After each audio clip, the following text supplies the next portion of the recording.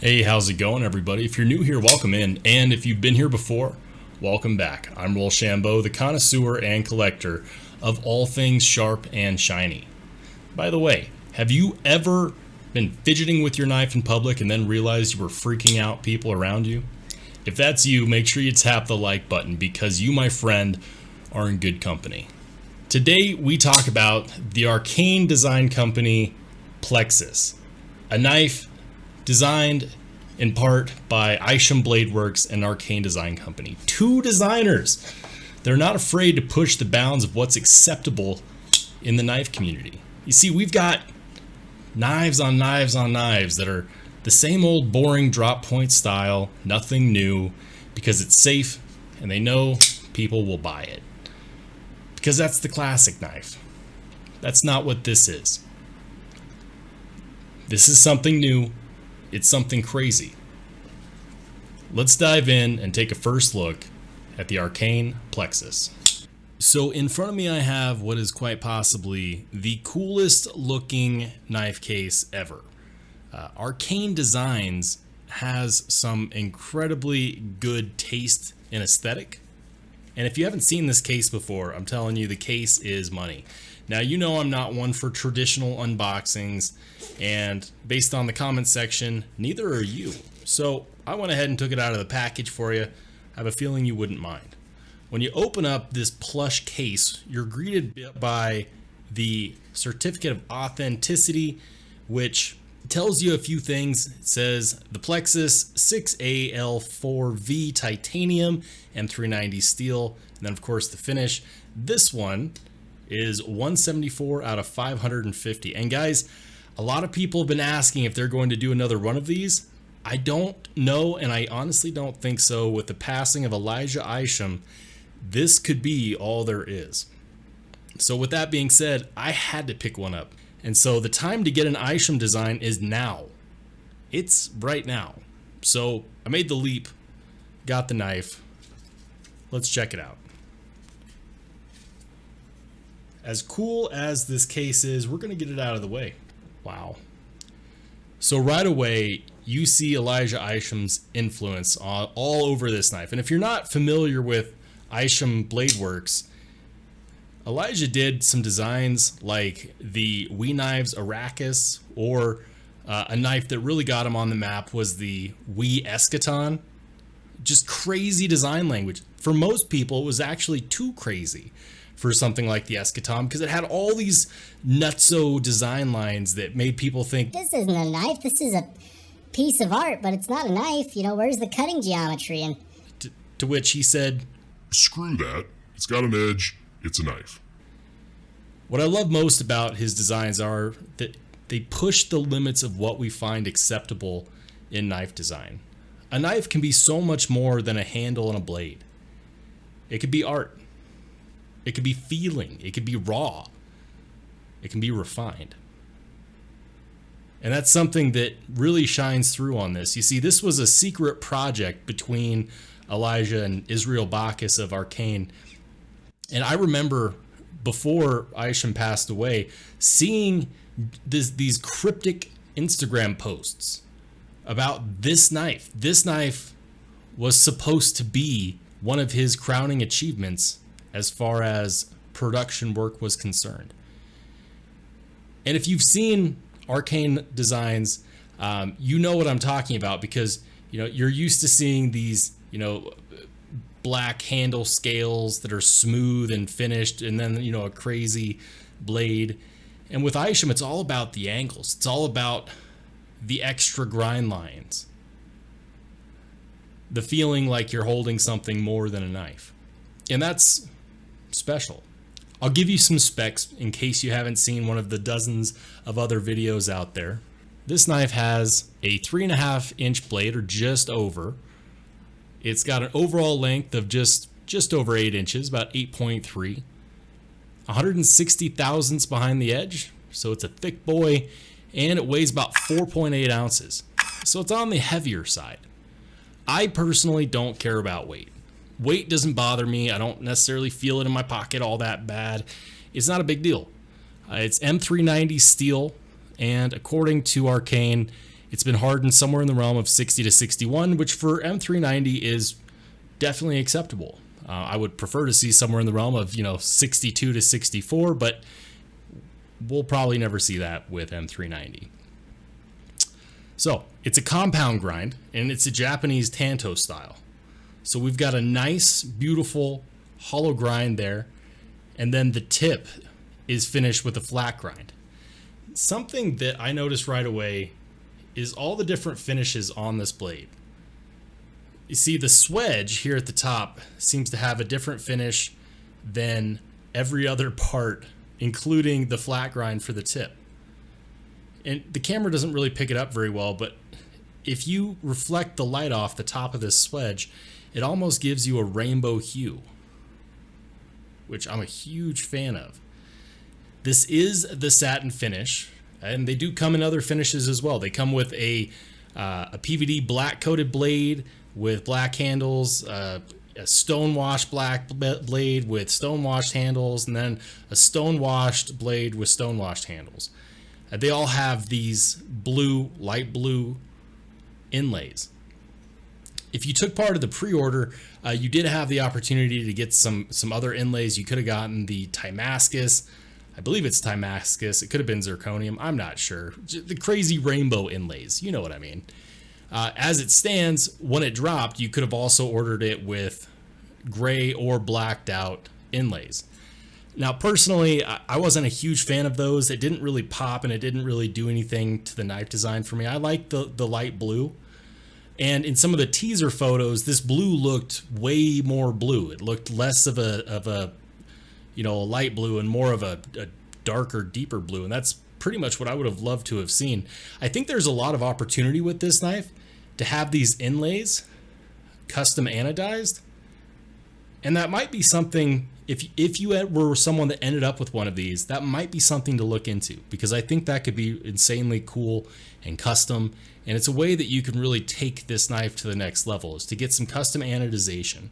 I think it would have been awesome to have seen this in red or a darker, deeper blue, or, kind of a topographical rainbow color. There's some crazy things you can do with anodization. Let's talk about the design language of this knife. Isham is known for having windows in his blades, and this one's no different. Look at all the crazy edges that don't line up. It's like these blue pieces were just sucked in like some piece of a meteorite in an extraterrestrial sci-fi video sequence. Like they were just added on and clad on there. Like, I feel like these should be glowing. But I really love how that window lines up with the handles. Look at how chunky this is. You see this slot right here? Watch the slot. Try not to cut myself. The continuation of the design from the handles all the way to the blade is beautiful to me. I love that design language. I love the fact that the blade itself doesn't just have two flats. It's got a center flat, a swedge. It's got two different grinds for the blade itself, and then it's got this perfectly symmetrical edge. And here I am, getting my fingerprints all over that beautiful satin blade. It does have a backspacer, thank God, because if you do end up carrying this knife, the last thing you want is to have to resharpen this M390 if things get in there like pocket change and, keys, ding up your edge. So thank God they included a backspacer. I would have liked to have seen potentially this same inlays continued to the backspacer. That's a personal preference, but I can live with that. I mean, it's not a huge deal to me. On the backspacer, you see the logos of both designers. There we go. You can see the logos of both designers, Arcane and Isham Blade Works. On the back, you have this 3D milled pocket clip. I do not believe that it is reversible. Sorry, lefties. But for the majority out there that are right-handed, this will be absolutely fine. It is a frame lock, and digging in deep on this frame lock, look how this inlay hides that frame lock. So something that I noticed right away is that while you definitely have access to that lock bar, it's not the most accessible. This is definitely a knife that you'll want to keep lubed, because I can see that being a bit more of a pain to get to if it gets stuck or if it gets lock stick. Now this one hasn't developed lock stick yet that I've felt so far. You know, we'll see how I feel about it in a couple weeks when I go to do my ranking. This is just the overview. It does have a single-sided captive pivot, and something that I think is amazing is that there's 0 billboarding on this blade. There's fingerprints, because this will attract fingerprints like nobody's business. Let me get those fingerprints out of there. But there's no billboarding. They're letting the blade speak for itself. And that's something that I can really appreciate. All the billboarding you need right here, but none on the blade. And I respect that. There is a sharpening choil, although I don't think I could bring myself to sharpen this thing. There's no guarantee that I could replace this if I were to damage it or lose it. This is a piece that I might carry, but carry carefully. I might cut with, but cut with carefully. And if I do that, I may end up stropping it to keep that edge fresh, but I'm not planning on changing the grind or the bevel or anything. If I was to change anything, it might be to get some custom anodizing on those inlays. T8 for the pivot and the body screws. And then I believe the pocket clip is also T8, but I can't verify because it's screwed in from the bottom there. Let's take a look at the inside. There is a little bit of milling on the inside. It's kind of hard to see because it's all blacked out, but there is a little bit of milling for some weight reduction, so it doesn't quite hit that 5-ounce mark. Nothing too crazy. And then, of course, the question a lot of people are going to ask is, how's the action? It's smooth. I don't really know how to describe it at this point in time because it's not a guillotine. It's just smooth. It feels premium. The blade definitely feels weighty, and there seems to be a bit of a double clutch here at the top where that detent really kind of sticks, and I'll show you what I mean. It will not fall past this point, so when you go to release the blade, you gotta kind of push it over that and let it fall in, and it'll shake shut beautifully. Now with this window, you might be thinking that you can reverse flick it. That's not what it was meant for. And Israel Bacchus of Arcane did mention that. He said, hey, you know what? That's not what it was meant for. It's an aesthetic thing, but some people can do it. So we're going to go ahead and give it a shot. Can we middle finger flick this? With some wrist action, yeah. Without some wrist action, maybe. Ultimately, this is a flipper design.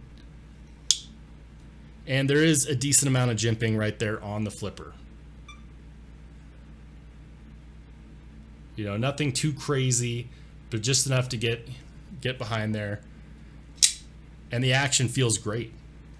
It snaps out. It's not super quick, but it is thwacky. I don't even know if that's a word. It's thwacky. The acoustics opening and closing this knife feel good. You hear the clack, and that clack is kind of a muted sound, but it's also addicting. This is a knife that begs for you to hold it, begs for you to look at it, and it's beautiful. It's one that I'm glad that I have in my collection. I would definitely love to compare this against other Isham designs to kind of show a progression over time. But I'm also curious, what do you think? Is this design language too crazy? Is it just crazy enough? Did they go too far or not far enough? This is the last design of Elijah Isham. Guys, that's all I got for you. If you liked the video, give it a thumbs up. If you didn't like it, boo-hoo, there's a button for you too. And if you want to see more content just like it, make sure you hit subscribe. Other than that, I'll see you on the flip side.